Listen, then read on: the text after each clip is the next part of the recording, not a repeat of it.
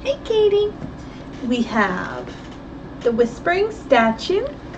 We are on Chapter 19, Nancy and Marble. A man answered the telephone when Nancy dialed Mrs. King's home. After she had identified herself as Nancy Drew from River Heights, he said he would get Mrs. King. "Hello," said a pleasant feminine voice. "This is Mrs. King. You are Nancy Drew?" "Yes, Mrs. King. Would it be possible for me and my friend Ned Nickerson to come and call on you? I understand you have a life-size marble statue of a young woman." Nancy chuckled. "I'm trying to find out which one I'm told looks like me. It's just possible yours is the right one." Mrs. King laughed. "Yes, indeed, you may come. This is the most unusual reason anyone has ever given to see my statuary. Now I can't wait to meet you. We'll drive over right away." Nancy returned to her friends and reported the phone conversation. "Come on, Ned, let's go." She said they would return to the restaurant after their call on Mrs. King. "If you three tail Mr. Basswood, leave a note for us." During the drive, Nancy removed her wig and Ned heaved a sigh. "Now you look like your old self, and more my style." 15 minutes later, he was ringing the bell at the King mansion. It was a huge house at the end of a long uphill driveway. A houseman answered the door. Miss Drew and Mr. Nickerson?" he asked. Ned said, "Yes." "Please step in," the man requested. "I shall summon Mrs. King." The house was exquisitely furnished with beautiful tapestry drapes, oriental rugs, and fine furniture. On the walls of the rooms off the center hall were many valuable paintings. Graceful pieces of statuary on pedestals added to the artistic decor. "What a gorgeous home," Nancy murmured. Ned nodded, then grinned. "Fit for a king." Nancy laughed at the pun and turned toward the living room. Mrs. King rose from a chair and came into the hall. Her eyes opened wide upon seeing Nancy. She held out both hands to the girl. "I'm delighted to meet you, Nancy, and I think your search has ended. You look exactly like my beautiful statue."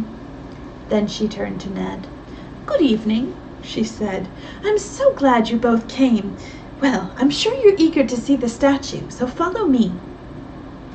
Mrs. King led the way through the living room and a recreation room, then into a large glassed-in sunroom. It was decorated in pure white except for a few green palms and other plants attractively arranged around the room. The statue stood in the center of a plot of artificial grass.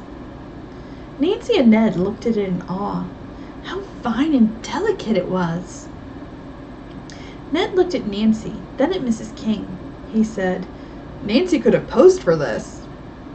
"Indeed she could have," the woman agreed. "I've never heard that the statue had a name. I think now I'll call her Nancy." The young sleuth smiled. "Does the statue whisper?" Mrs. King looked surprised. "Whisper? No. Why did you ask that?" She invited them to sit down. Nancy told Mrs. King the story of the stolen whispering statue, including details of her search for it. Ned interrupted. "Mrs. King, I think it's only fair to let you know that Nancy is an amateur detective and has solved many cases. This is her latest." Mrs. King sank back into her chair. "Stolen?" she repeated. "I had no idea." "I'm sorry to bring you such bad news," Nancy said. "The thief, or thieves, had a reproduction made, which is very good, but doesn't have the lovely patina the statue does, so coating." "What are we going to do?" the woman asked. "As much as I love this piece, I don't want stolen property in my house. I'll cooperate with you in any way I can to find the culprit." "Tell us," said Nancy, "who sold this statue to you?" "An art dealer in New York. He brought photos of the statue and I fell in love with it." Mrs. King said the man was Thomas Mott. At Nancy's request, she described him. Ned spoke up. "He must be Mr. Atkin." Nancy nodded and explained that Mr. Atkin was one of the men under suspicion. Mrs. King said she had paid the art dealer $5,000 when he delivered the statue. He came in a car, followed by a truck." "Did you see the man who was driving the truck?" Nancy queried. "To tell the truth, I hardly noticed him, but he was a big man, and my, how strong! He carried the statue indoors by himself, and it's very, very heavy." "I have always felt," Mrs. King went on, "that I got the statue at a great bargain. I had it appraised since, and was told it's worth much more than I paid for it." Ned asked her if Mr. Mott had brought credentials. "Oh, yes," the woman replied. "He seemed very refined and showed me pictures of his shop in New York. I gave him a check, which he accepted without question." "Well, I should think that he would," Ned remarked, "and I'll bet he cashed it in a big hurry." "Mrs. King," said Nancy, "by any chance do you still have your canceled check here? I'd like to see how it was endorsed." So who signed the check as saying that they received it? Mrs. King stood up, saying she thought she could locate it easily. The woman went off. Nancy and Ned looked carefully at the statue to see if they could figure out what had made it whisper. In a few minutes, Mrs. King came back. "Here it is," she said, handing the check to Nancy. The young sleuth turned it over. The Thomas Mott signature was in Mr. Basswood's handwriting. "Mrs. King, this is another clue in the mystery," Nancy told her. "When a trial comes up, you may be asked to show the check." "I'd be glad to," the gracious woman replied. Nancy asked her if she'd be willing to have a sculptor from New York City come and look at the statue. "He's Sylvester Holden, a friend of my father's." "I've heard of Mr. Holden," said Mrs. King. "May I use your phone to call him?" Nancy asked. "Go ahead," said Mrs. King. "I'd be glad to have this thing settled. There's a phone in the recreation room." Nancy went off to put in the call. Fortunately, Mr. Holden was at home. He was astounded to learn what Nancy had found out, and said he would be glad to come to Mrs. King's the day after tomorrow. "Wonderful," said Nancy, "and please see if you can find out why the statue used to whisper and doesn't anymore." Before going back to the other room, Nancy decided to telephone her father, Collect. He had just arrived home from Washington, and was amazed to learn all that Nancy had been doing. "My congratulations, dear. I think we should try to keep Atkin in the hospital. I know the superintendent. I'll explain why and ask him to talk to Atkin's doctor about keeping him there for at least another day." After saying goodbye to her father, Nancy returned to the sunroom. She told Mrs. King that Mr. Holden would be there Friday. "I hope to get back myself," Nancy added, "and now Ned and I must go. Friends of ours are waiting for us in town, and besides, we have to drive to the Waterford Yacht Club." Mrs. King walked to the front door with her guests, and said again how delighted she was to have met them. She smiled. "I don't usually say that to people who bring me bad news." Nancy and Ned chuckled, and they both shook hands with her. Then they went outside and drove off. Nancy put on the long black wig and her sunglasses. When the couple reached the restaurant, they found Bess, George, and Dick still there. The trio reported that Basswood and DeKeer were still in the hotel. "We can't stay here all night," Bess spoke up. "What are we going to do about having the men watched?" Nancy said she did not want to ask the police to do it. "After all, we need more evidence against the men. They could deny everything." "That's right," Ned agreed. "How about a private detective agency? There must be one in town." Nancy made the call and introduced herself as the daughter of Carson Drew. The agency knew him by reputation and said they would send a man over to talk to her. When he arrived, the young people briefed him on the case. He said, "If the men leave the motel, I'll follow them. Tomorrow morning I'll phone you, Miss Drew, about the results of my shadowing."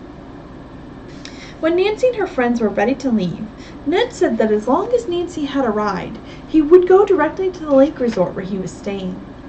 The others said goodbye to him and climbed into Dick's sports car. Upon reaching the yacht club, the girls thanked Dick for all his help. He grinned. "I wouldn't have missed it for anything." While Nancy was getting ready for bed, her father telephoned. "I just had a call from the hospital superintendent," he reported. Atkins sneaked out. Nobody knows where he went." "Too bad," Nancy said. "I wonder if he knows where Mr. Basswood is." "I imagine he plans to join him," Mr. Drew replied. "The police went to the house where Atkin boarded. He has not been there and left the hospital several hours ago." Nancy suggested that perhaps Basswood and Marco DeKeer were waiting for Atkin at the motel. When he arrived, they would take off. "That's a good hunch," her father said. "If you hear anything, let me know." In the morning, the private detective called Nancy. He said that neither Basswood nor his companion had left the hotel. Using Dick's car, she drove with Bess and George to police headquarters. The officers had no report on the owner of the art shop. "May I have the key?" she requested. "I'd like to look around there again." The sergeant on duty handed it over and said with a smile, "Keep in touch with us." "I will," Nancy promised. It was a gloomy day, and the art shop was dark and rather chilly. The girls turned on all the lights. Everything was the same as Nancy had left it the day before. Bess hunched her shoulders. "Ugh, it's dismal and spooky in here. Let's go." Before Nancy could answer, a customer knocked on the front door. Bess begged her not to open the door, but Nancy said, "I may as well wait on the person." Within 5 minutes, 2 other customers arrived, and the 3 girls found themselves having a busy morning. By noontime, they had taken in a sizable sum of money. George remarked, "Basswood certainly isn't going to pay you any salary. Why don't you just quit the job? I'm sure you aren't going to find any more clues here." Nancy was inclined to agree and finally said she would lock the place. "Thank goodness," said Bess. "My feet hurt from being on them all morning. Let's go to that sandwich shop where we can sit down and get something to eat." "First we'll go to the police," George told her. "We aren't going to carry all this money around." They walked to headquarters. Nancy turned in the cash and the key and said she was locking the shop for the day. She suggested that the officers keep an eye on it. "We'll do that," the sergeant told her. While the girls were eating, Nancy said she wanted to drive to DeKeer's barn studio to see if he too has moved out. Before heading for the barn, Nancy telephoned Ned to ask if he would like to go along. He agreed, saying that he would meet her there as soon as he could. When they reached the barn, the girls found it wide open, and apparently nothing had been taken from either the inside or the outside. But DeKeer was not there. A tall, heavy-set man was busy brushing a rubbery material over a statue to make a mold. Nancy asked when Mr. DeKeer would arrive. The answer startled her. "He won't be back," the man said. "My name's Herbert Michaels, and I'm the new owner. What do you want?" "I'm looking for an inexpensive statuette," Nancy replied. "Well, look around," Mr. Michaels said. "I can't leave this job right now." The girls sensed that the man was watching them closely, so they separated to look around the place. Nancy became intrigued with the 2 hollowed-out halves of a life-size reproduction. It lay on the floor near the rear door of the barn. "I'd like to ask Mr. Michaels about it," Nancy thought, but at the moment he and her friends were out of sight. As Nancy examined the reproduction, 2 huge arms encircled her shoulders. She started to scream, but a gag was jammed into her mouth. Her efforts to free herself were futile. The next moment, Nancy was pushed into one half of the statue, and the other half was fastened into place on top of her. Within seconds, the statue was lifted, carried a distance, and laid down. As Nancy became drowsy from the lack of enough air, she heard a motor start. She was in some kind of vehicle, being driven away. Uh-oh, that's no good. We're gonna have to find out how she'll get out of that.